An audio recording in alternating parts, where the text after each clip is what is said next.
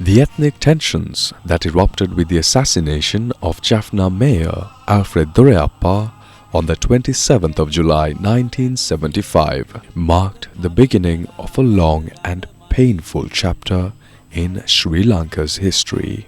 The war left behind deep and lasting wounds. Our international reputation suffered. Foreign investment dried up. The economy crumbled. Development stagnated. And vital national resources were destroyed. People's daily lives became uncertain, and mutual suspicion between communities grew into hostility. Child soldiers were forced to kill and be killed. Women were dragged into combat. Innocent civilians disappeared, their bodies buried in Johnny Buttas, a haunting image that shaped global perceptions of our country. Checkpoints divided the land. Unnecessary restrictions shadowed civilian life.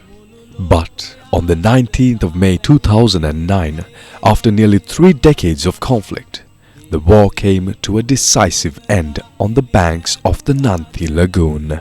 The barriers came down. The iconic Yaldevi train once again travelled south.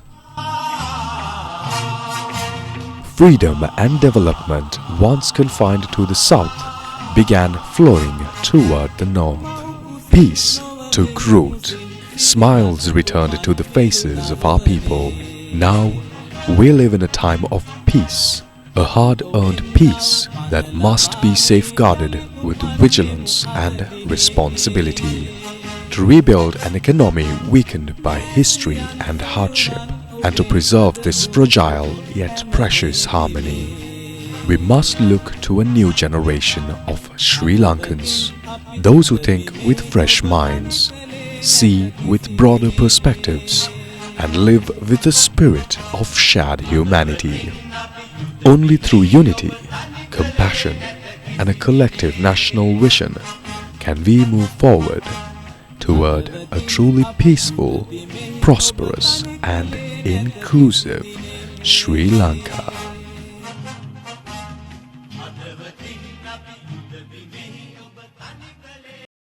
A religious event was held opposite the Senuara Mavil Aru Sluice Gate today to commemorate the 16th anniversary of the end of the 30-year-long civil war. On the 16th of July 2006, LTTE terrorists closed down the Mavilaru Sluice Gate, and Venerable Theras launched a fast unto death in a bid to save the paddy fields that were at risk of being destroyed. The Sri Lankan Tri-Forces sacrificed their lives and liberated this area, and the event today invoked blessings on all of those war heroes.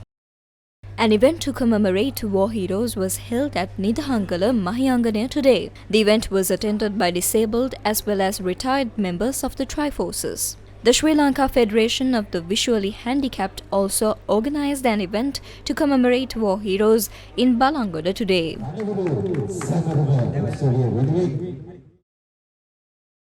An event to commemorate the lives of civilians lost during the Civil War, organized by the May 18th organization, was held along the Vellavatta coast today. However, a group of people who arrived at the site of the event voiced their objection against the May 18th organization.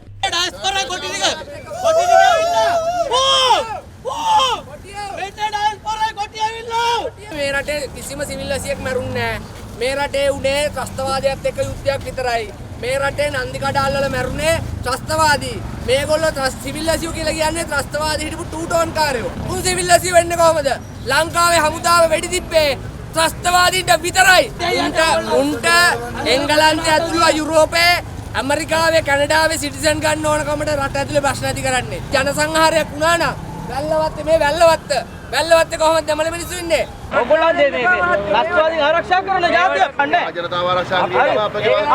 However, the situation was brought under control with the intervention of the Vellavatta police.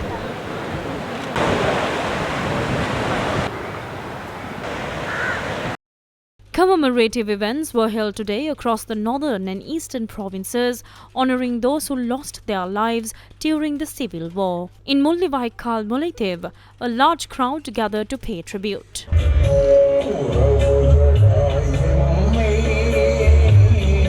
At the University of Jaffna, students and locals came together for a solemn ceremony, also in memory of the lives lost.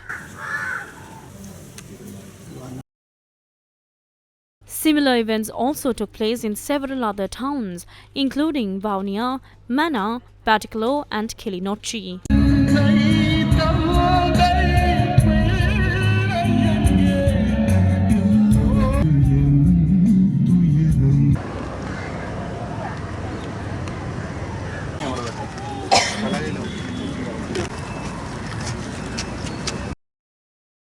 Sri Lanka will mark the 16th anniversary of the end of its civil war with the official National War Heroes Commemoration ceremony scheduled for tomorrow. The event will be held under the patronage of President Anurukumara Dissanayake from 4 p.m. to 6 p.m. at the War Heroes Monument in Pattaramulla. මේ සඳහා අවසන් යුද්ධයේදී ත්‍රිවිධ හමුදාවට අණ For this special event, the three commanders who led the final phase of the war, Field Marshal Sarath Fonseca, Admiral of the Fleet Vasantha Karannagoda and Air Force Marshal Roshan Gunatilaka will take part. They will be joined by the current Deputy Minister of Defence, retired Major General Aruna Jayasekara. With their involvement and under the leadership of the President, everything is ready for tomorrow's commemoration. We encourage all citizens to wave the national flag at their homes as a show of respect and gratitude to the brave heroes who gave their lives for the country.